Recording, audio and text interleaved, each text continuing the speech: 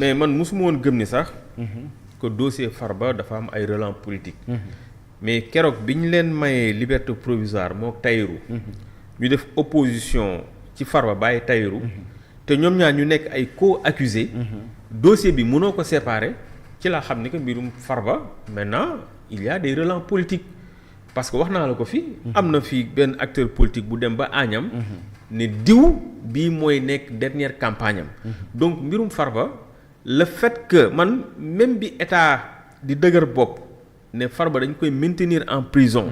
malgré que am na ay certificats médicaux yu établir que ni Farba dafa feebar. malgré tout ça ñu téye ko kaso ba foofu sax dama jàppoon que ni c'était de bonne guerre. mais avec ce qui s'est passé récemment ci laa jàpp que ni Farba mii son dossier maintenant a eu des relents politiques et puis ñu gis li ci xew. ñu xëy suba gis le ministre de la justice garde des Sceaux.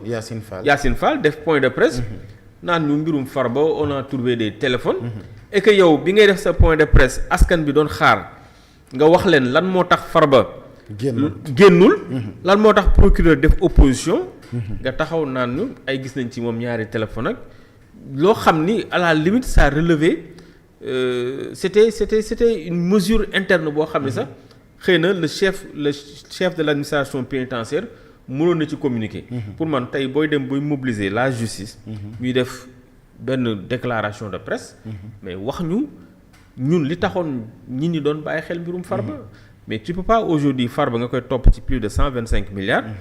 aujourd'hui on nous parle de 2 téléphones yoo xam ne fekk nañ ko ci moom. tey moom ba mu defee sortie dafay mel ne même su nekkee nit buy jàngat. dafay jàpp ne maam loolu mujjee xew moo fa bàyyi Farba. waaye nekkatul mais 125 milliards donte moom waxee ko noonu. analyse bi nga def c'est très pertinent. mais man dama nii ñoom ñoo ngi disculper. Farba te bàyyiwuñ ci xel.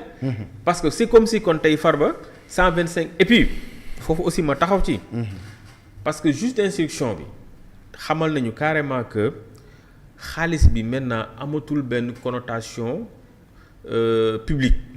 maintenant c'est des deniers privés. c'est-à-dire juge d'instruction bi dafa xam nga détournement de deniers publics la woon. l'argent là dañ ko considéré woon comme des deniers publics.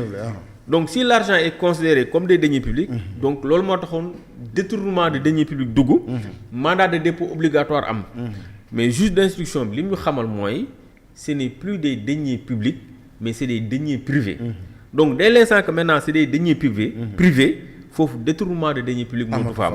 donc mandat de dépôt obligatoire mënatu fa am. donc pour man mbirum Farba encore une fois de plus man li ma gëm mooy fu mu nekk nii. mbirum politique la. dañu nekk du ci politique. mais parce que mënuma comprendre pendant 1 an. ngay topp nit te mënoo am benn ordonnance de renvoi. loolu ça veut dire que le dossier n'était pas béton. te tu peux pas aujourd'hui élargir. ki nga xam ne tey moom mooy Tahirou Sarr. bàyyi ki nga xam tey moom mooy Farba Ngom ci biir kaso te mu nekk benn dossier boo xam ni dañ leen sax jàpp que ni c'est des siamoines yoo xam ni mënoo leen séparer donc loolu li ñu ci wax mooy tey nañu évitons de poser ay actes yoo xam ni ça peut décrédibiliser le pôle judiciaire financier nañu def très attention le pôle judiciaire financier c'est un instrument qui est excellent. gëm naa que ni le pôle judiciaire financier mën na combattre la criminalité financière mais bu ñu actes yi ñu commencé gis ñu di ko poser. on est en train de décrédibiliser le pôle judiciaire financier donc et loolu pour man magistrat ya fa nekk. ñoom ñoo ko war a njëkk a bañ ñoo ko war a njëkk a xeex parce que tey bu ñu rabaisser le pôle judiciaire financier. citoyens yi dootuñu am benn crédibilité boo xam ni mën nañ ko accorder. parce que pratique yi ñuy commencé di gis nii nag bu ñu deful nang ça peut décrédibiliser le pôle judiciaire financier. mais tey bu ñu desee ci kaawu Farba. yow nga dem ba considérer jàpp ne politique moo fa bàyyi Farba. yéen ñu nekk société civile bi. ak opposition bi. ak képp comme dëgg moo la tax a jóg. lan moo war a nekk tey seen taxawaay. bon c'est vrai parce que li war a nekk suñu taxawaay mooy génn dénoncer ko. bon ñun en tout cas pour le forum du justiciable. ñoo ngi ciy bay suñu waar ñoo ngi ciy góorgóorlu bu baax. parce que je pense que mënuñu def une semaine boo xam ne waxuñu ci dossier Farba parce que et puis ñun sax on est allé plus loin. on a saisi le Haut Commissariat des droits de l'homme. on l'a saisi te semaine prochaine. bon on est en train de finaliser le document. semaine prochaine bu neexee yàlla on va saisir.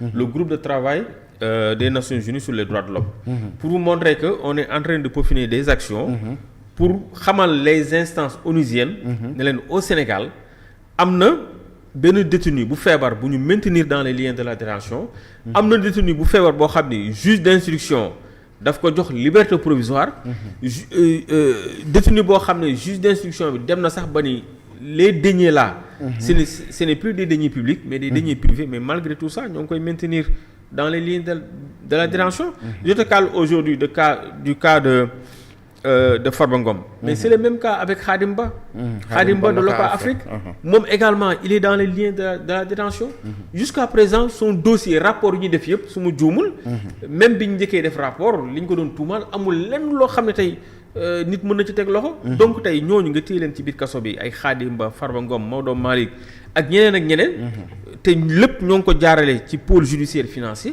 et jusqu'à présent pôle judiciaire financier yeeyu ci yàbbuwu ci dama jàpp que ni ça c'est pas un travail qui est sérieux d'ailleurs sax moo tax man je ne cesse d'interpeller le pôle judiciaire financier di leen demander à ce que war nañu def benn conférence de presse expliquer sénégalais yi bi ñu commencé reddition des comptes bi lan lañ ci am comme résultat mais ñu def benn bilan à mi-chemin sax ne lii la ñu recouvrer ci xaalis lii moo fi am médiation pénale pourquoi dossier bi ça n'avance pas pourquoi il n'y a pas eu assez de renvoi yooyu je pense que bu ñu ko defee dina permettre askan bi au moins ñu mën a xam mais bu ñu deful ndànk daal avec les actes qu'on est en train de voir on risque de décrédibiliser le pôle judiciaire financier d'habitude ci kaawu Farba bi dañu daan gis dossier souvent bu amoon fu mu toll mu am ay faits yu nouveau yu bees comme lu Yacine Fall génnee wax affaire u téléphone d'habitude dañu daan gis procureur souvent ñoom ñoo def ko mais là on a vu le ministre de la justice loolu aussi du problème tu as posé une question très pertinente